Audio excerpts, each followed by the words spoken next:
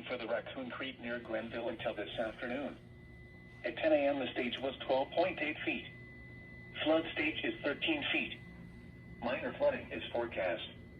The river will rise above flood stage by late this morning and continue to rise to near 13.2 feet by late this morning. The river will fall below flood stage by early this afternoon.